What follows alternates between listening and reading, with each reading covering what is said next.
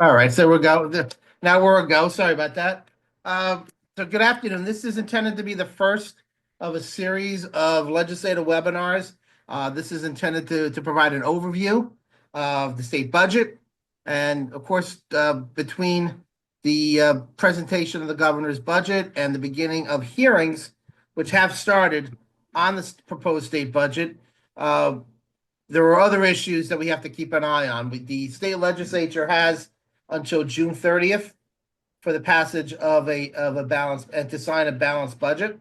As you know, during these months, not only is the budget being discussed, but deals can get cut on other bills. So we're going to provide an overview here today. And on some of the issues that we're talking about, we're going to do more in-depth, deep dives in the upcoming weeks. And I'll go over those dates with you as well. So this is the overview on the budget and what we think we have to keep an eye on between now and June 30th. Hopefully, it's going to be pretty exhaustive, and we won't get thrown any curveballs. But it is, budget season in Trenton, so all bets are off sometimes. So with that, I'd like to thank everyone for joining us, and we'll get started. Let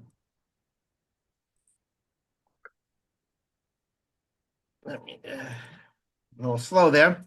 So in January, in February, the governor presented his proposed budget for fiscal year 2026, which runs from July 1 this year, 2025, through June 30th of next year. What was proposed was a $58.1 billion proposed budget with a $6.3 billion surplus. No municipal relief funding. Actually, there was no increase over last year. It's generally flat. What we're referring to there is energy tax receipts, which we're going to get to in more depth later. Other issues of concern we're certainly going to associate with the state budget is the state health benefits plan, the local government fund, particularly for the participating municipal employers. And again, we mentioned the flat funding for energy tax receipts, open space pilots, and across the board. And yes, the presentation will be made available to everyone afterwards as well, to answer the question in the chat box. These are the members of the Senate Budget and Appropriations Committee, which has begun their hearings, in which I testified virtually last week, and the Assembly Budget Committee members who are here as well. So these are the folks to communicate with, particularly on the budget issues. So with that, I'll look into some of the details here. Aaron, can you take up the next slide? Sure. So OLS and Office of Legislative Services and the Treasurer had met with the Senate Budget and Assembly Budget Committee recently, and they indicated that there were slightly improved revenue.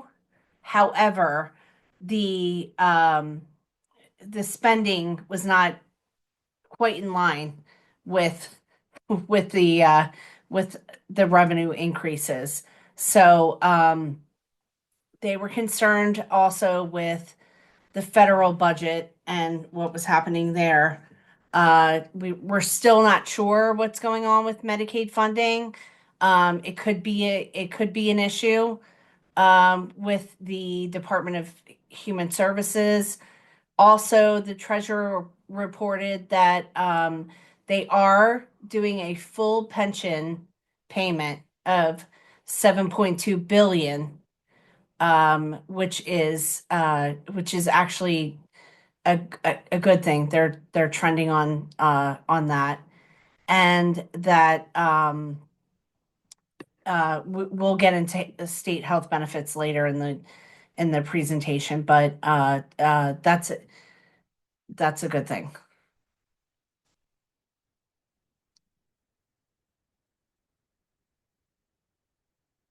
So Governor Murphy proposed budget increases in tax policies for, they call it the sin tax.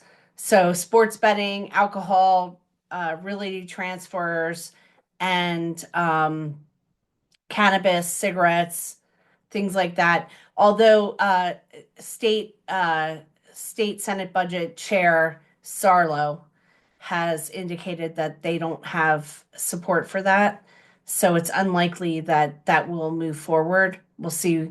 We'll see through the budget hearings.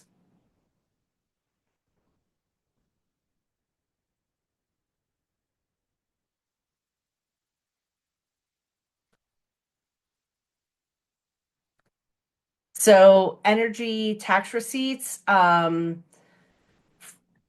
most of all, we probably all know this, but originally there were taxes assessed collected from utilities for use of public land.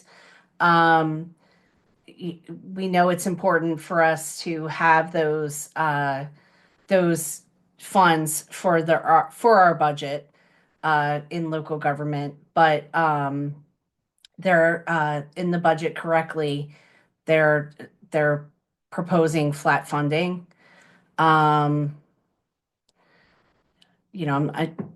everybody can see the slides, so I'm not going to read everything, but um, um, we are looking to get the legislature to increase ETR.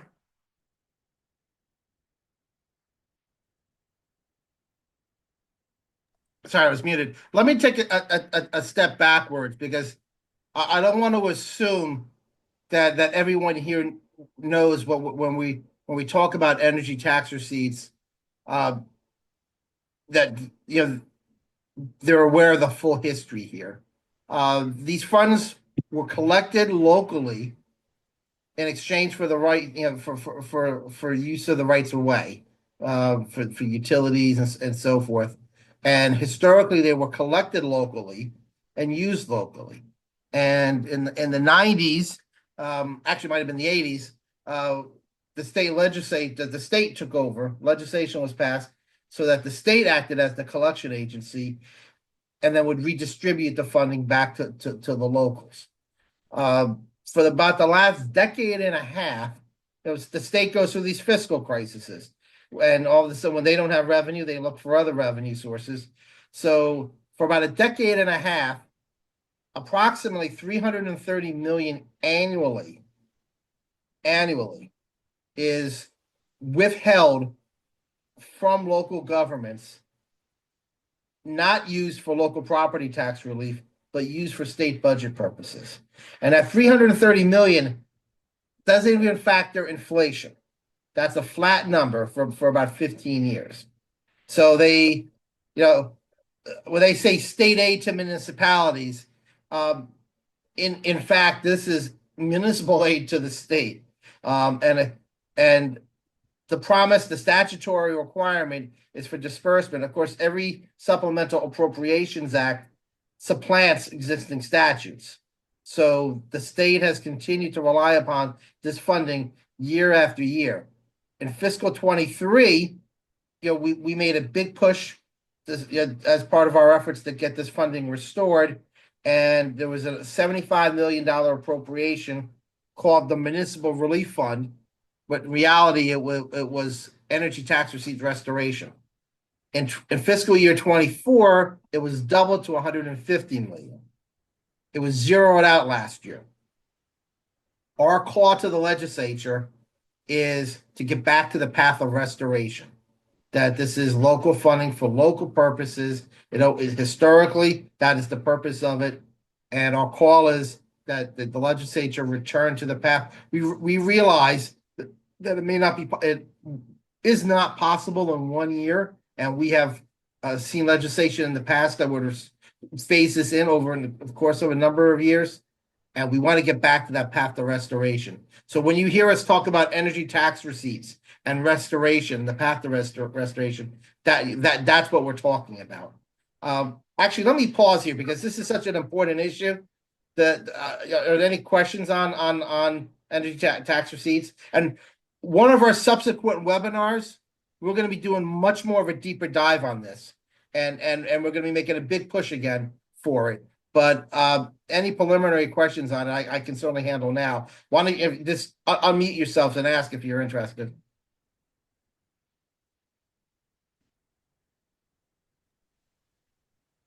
Hearing Hey, none Mike. and assuming, okay, I'm sorry. Thought I Hey, was off the hook there for a minute. Go ahead. sorry, there are like three different mute buttons. It's Sam Morris, Hi, Mine Hill Sam. up in Morris County. How you doing, Mike?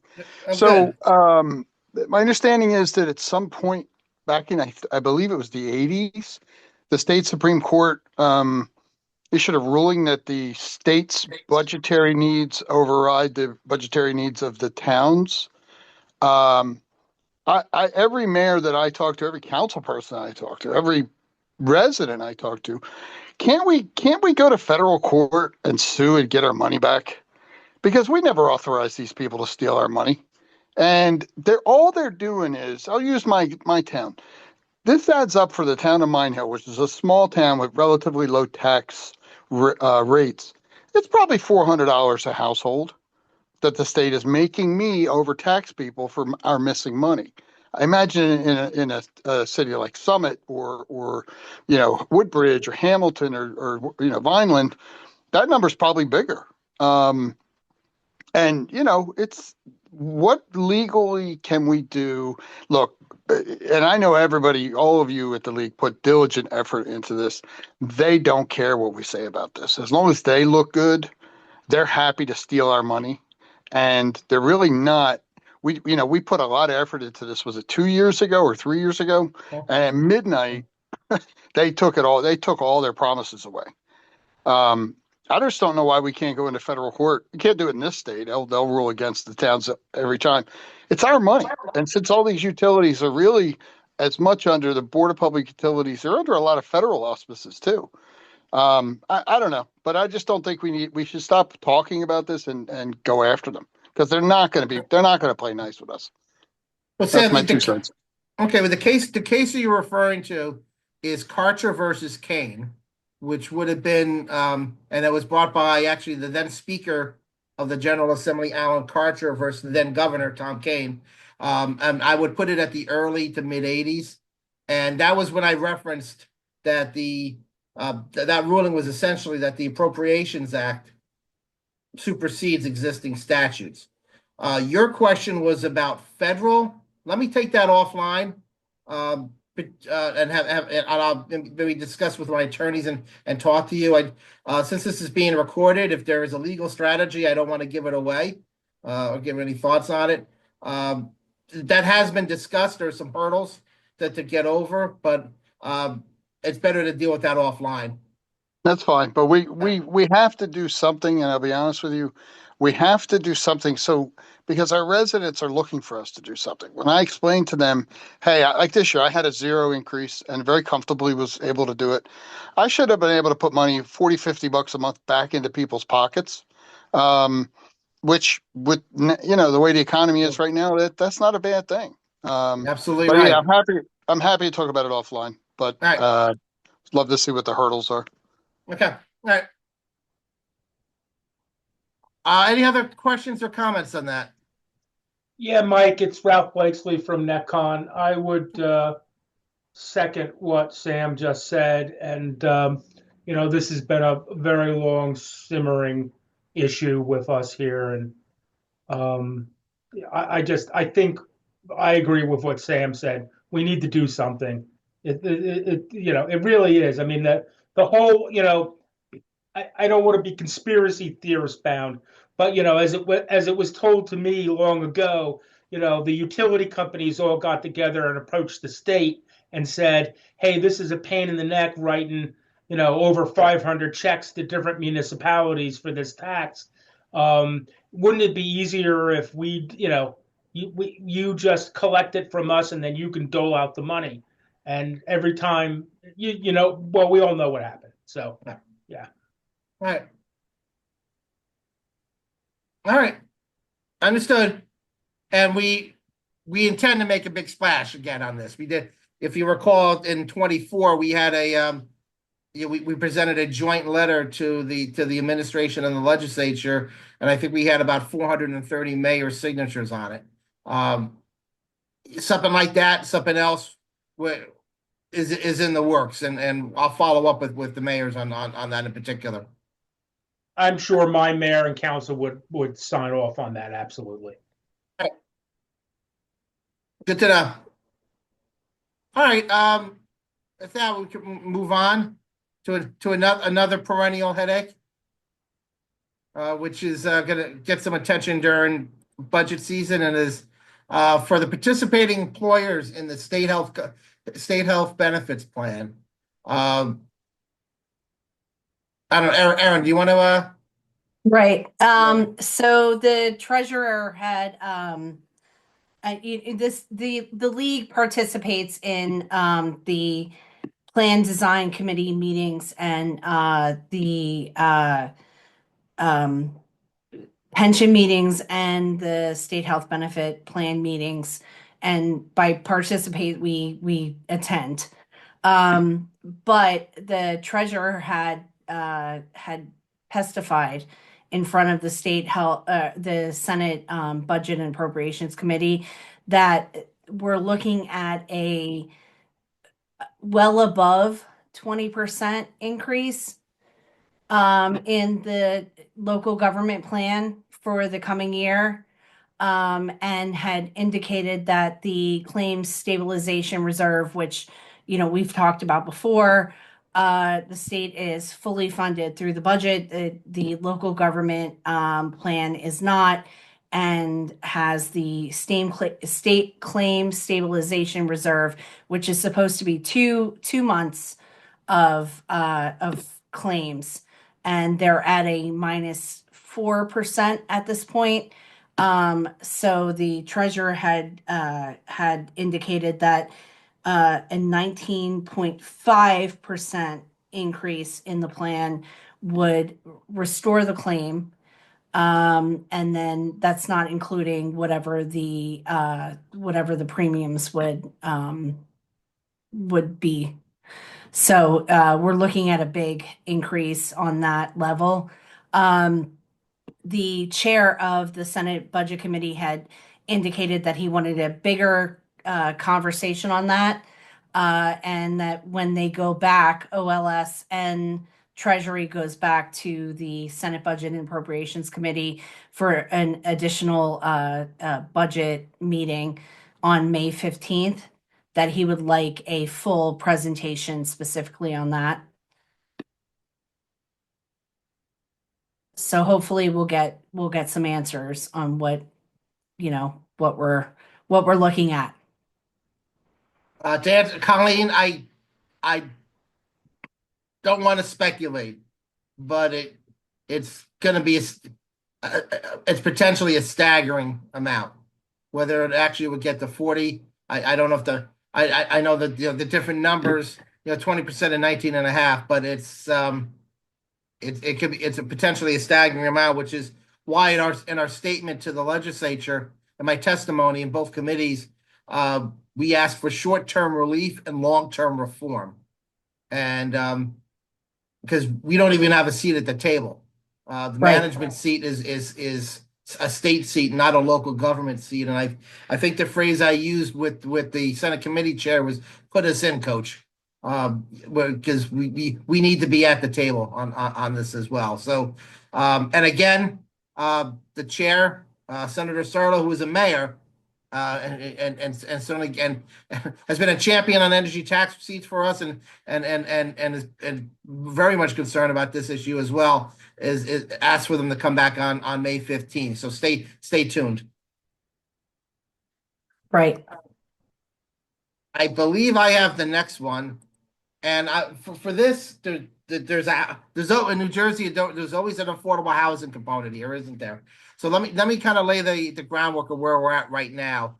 As you know, just over a year ago, the governor signed controversial legislation regarding the fourth round, and over 430 municipalities met the January 31st obligation to file a resolution of participation with what was called the program, which is held within the administrative office of the courts. Right now, that process is ongoing. 159 municipalities of exercise their right to suggest a number other than that was proposed by DCA. If you recall, DCA was very open about their process and indicated that their guidance was non-binding guidance, and that the statute clearly permitted a municipality to propose its own number. 159 of that approximately 430 did so. All 159 were challenged by the New Jersey Builders Association. In a filing that in our opinion, did not meet the requirements of the Administrative Office to Courts Directive. Of that 159, the Fair Share Housing Center challenged 68 of those municipalities. It's my understanding now that of that 60, and I believe it's actually now 67, because I believe one of them may have withdrawn. Some of the data on this is kind of hard to get. It's my understanding that about 61 of those have settled with Fair Share.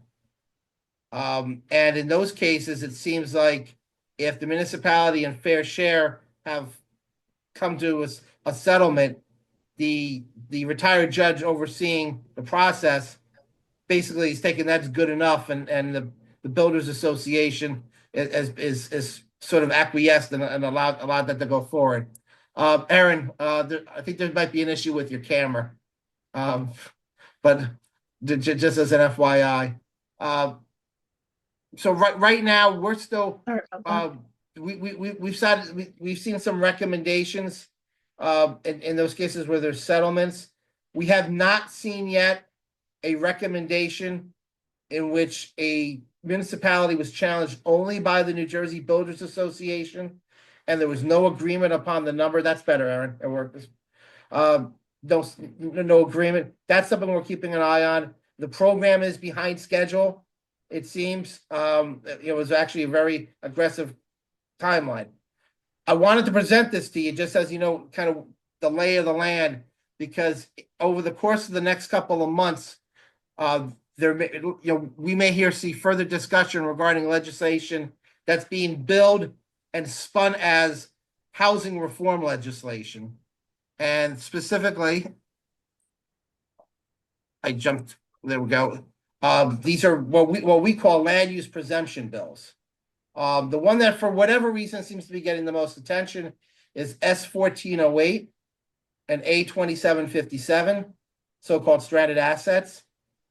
The others are S2974 and A3043, which deals with parking near public transportation. And the third is, as you see there have been some mergers and combines, but ACS, which is Assembly Committee substitute for A2792, A4370, and A2489, as well as Senate Committee substitute for S2347, which would permit accessory dwelling units in residential areas. I specifically wanted to flag these three because in both the governor's State of the State address in January and his budget address in February, he highlighted these bills, indicating that they were the next step in their housing reforms. So the governor's front office has indicated support for this. The bills have had some movement, but obviously some significant opposition, because we have argued that preemption is not reform. Preemption is exactly that. It's the state trying to override local zoning and superimposing their judgment for yours. The one, as I mentioned, and we kind of go in detail here, the stranded assets bill, just so you have a sense of what we're dealing with, would allow for an as of right conversion of a commercial property that meets these details into mixed use with a 20% affordable housing component. So we wanted to lay out in particular the provisions of the amended bill. which so it goes out on a couple of slides here, and I won't go through each and one of them, but you can kind of see where where it's headed. We testified in opposition to this bill as being unnecessary and unwarranted. In particular, you can do this already. Yes. Sort of variance. And the other bills, the same. Dealing with the ADU bills, the accessory dwelling units bills. Now this, in the assembly, 3 bills were combined into one in a committee, and I testified against them. They were combined in committee, but they did not advance. So they're still in committee in the assembly. The Senate counterpart to that is at second reading. We also highlighted here that at that same hearing, there was another bill, A4913, which is sponsored by the speaker, which, we've had some meetings with the sponsors on, and the bill is that actually was second reference to appropriations. This is more of an incentive-based approach to it, so it's not mandating ADUs or stranded assets and other components. There are still some issues with the bill, obviously, and we have not come out in support of it, but we are talking to the Speaker's office and the Senate sponsor about this bill, because at least it's not a mandate. I think there's still a lot of issues that need to be worked through, but at least a conversation can be had. But wanted to at least call in particular to those 3 land use preemption bills, because you may in the coming weeks, there was a recent editorial by one of the sponsors in the newspaper on it, so you may hear more and more about it. We just pushed out a sample resolution on the stranded assets bill. We're going to be pushing one out soon on the ADU bill, and as well as the parking bill.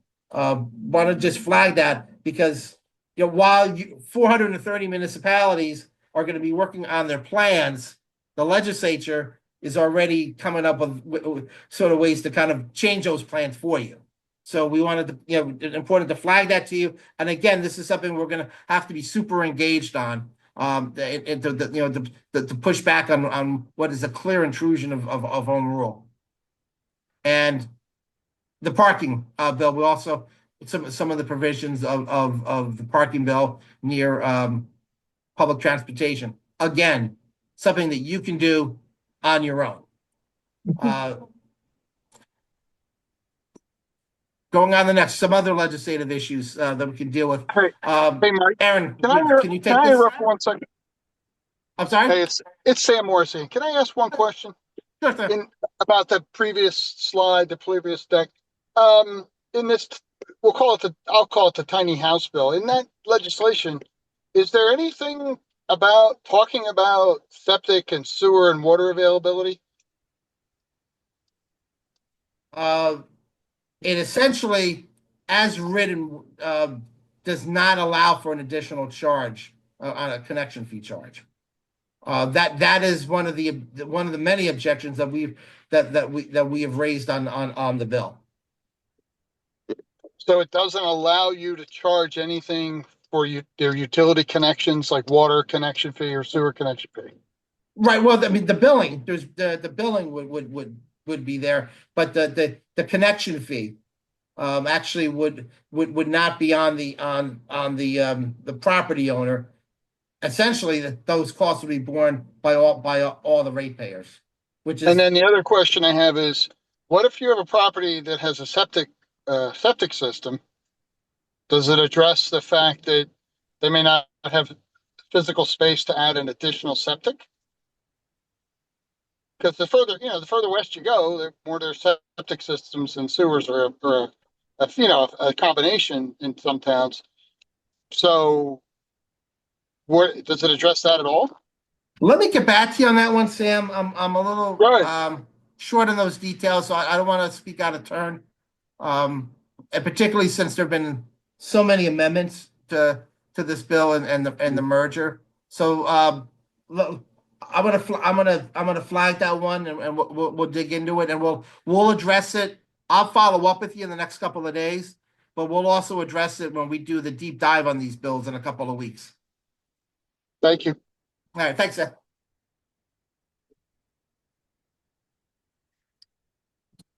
All right, Aaron, can you take the next slide? Not this one, this one. Yes.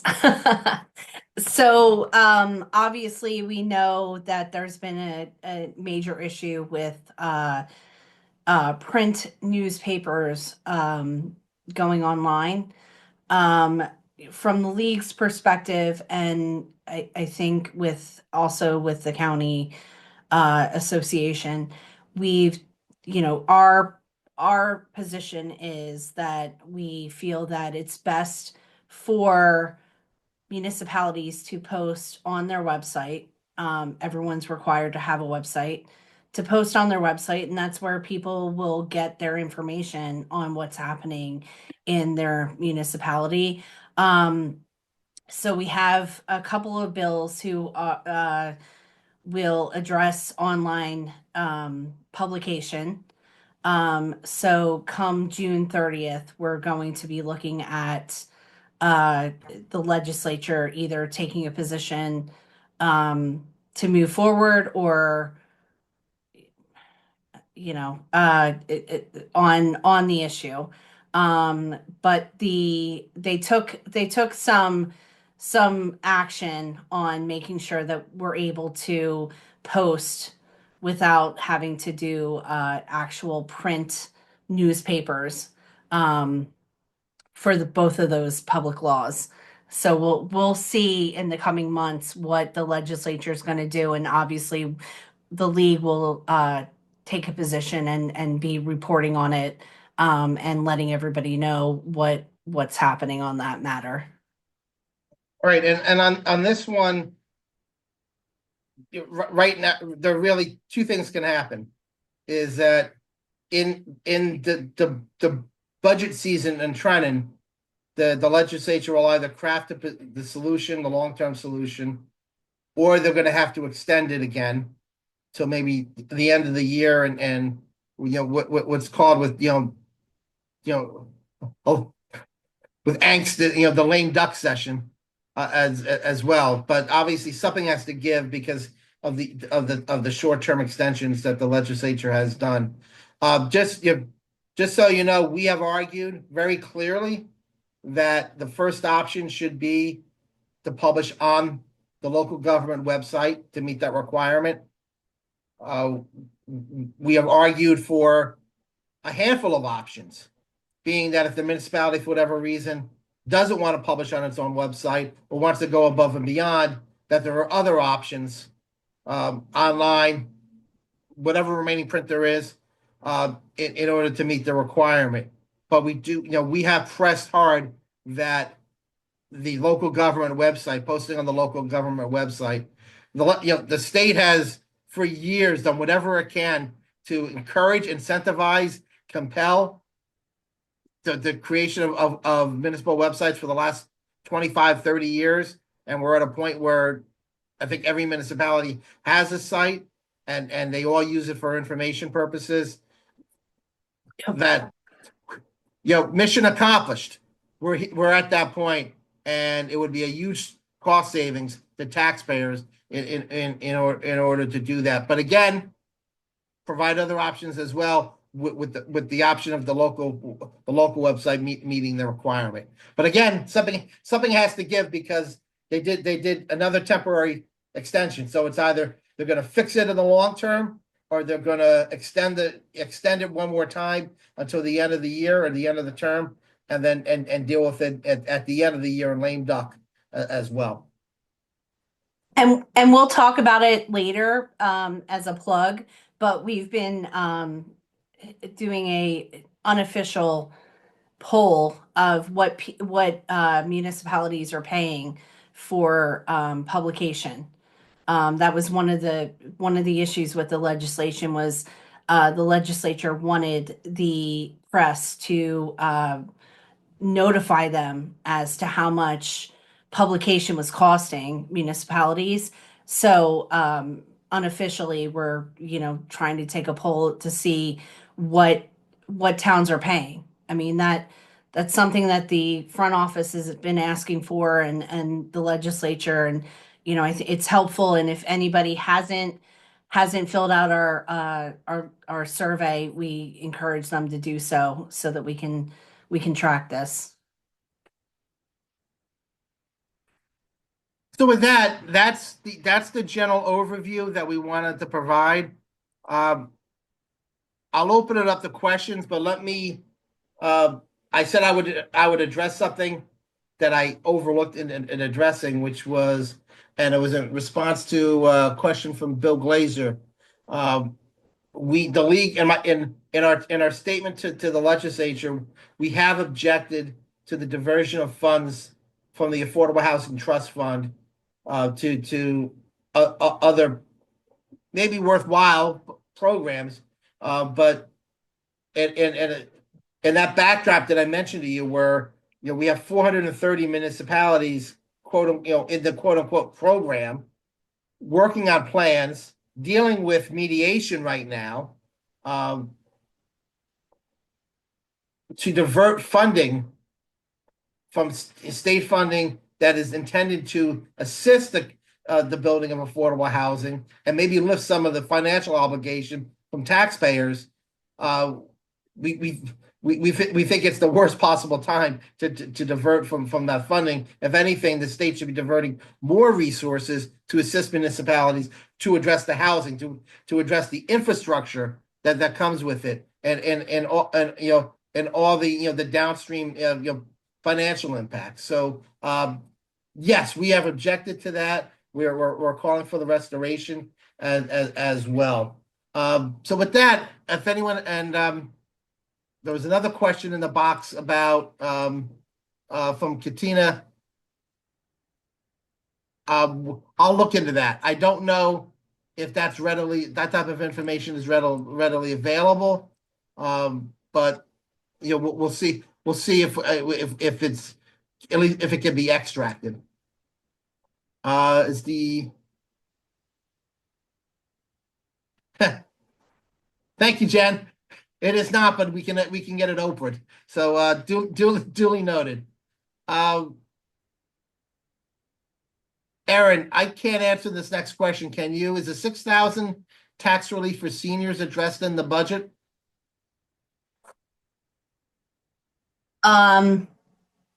Good question.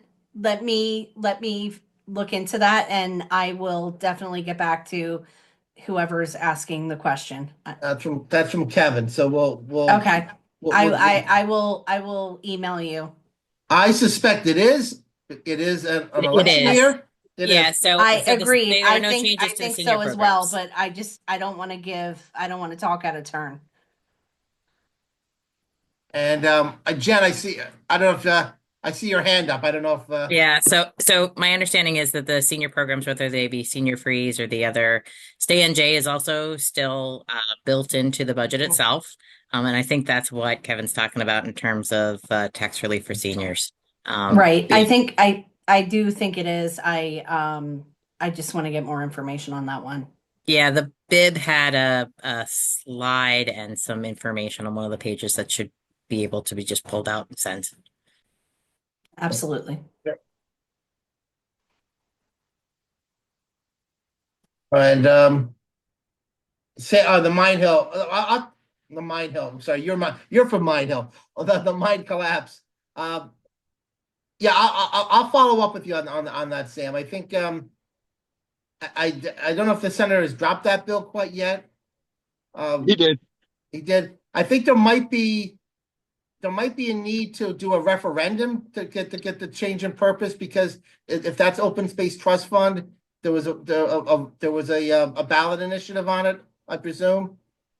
So I think legally there has to be another ballot and referendum to change the purpose of it, but I think that probably would pass overwhelmingly, I would assume.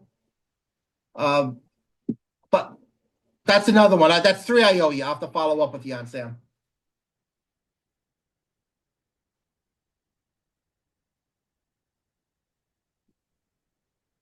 Let's see, and more on the information on the governor to divert the affordable housing trust funds. We'll get more detail out on that as well. It was in our summary of the governor's budget address. and some of our commentary on it, but I think that might have been before the full that was when we may have only had the budget in brief, the bib, as Jen referred to it as before. I don't know if we had the full budget quite yet, so we'll track that one down. Any other questions? I'll open it up.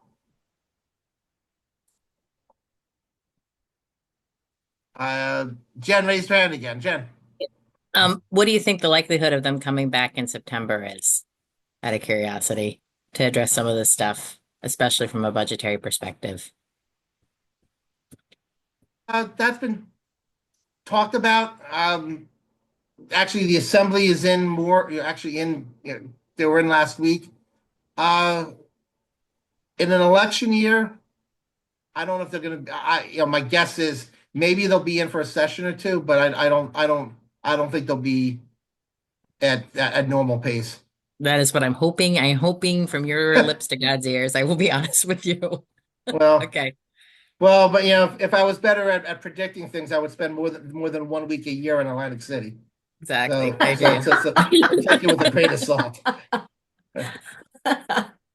No, thanks, guys. I'm just curious from your vantage point. I'm thinking no, but you never know. So, Yeah. and with the Medicaid piece of things, I'm a little uncertain and a little worried, more than a little worried. Right.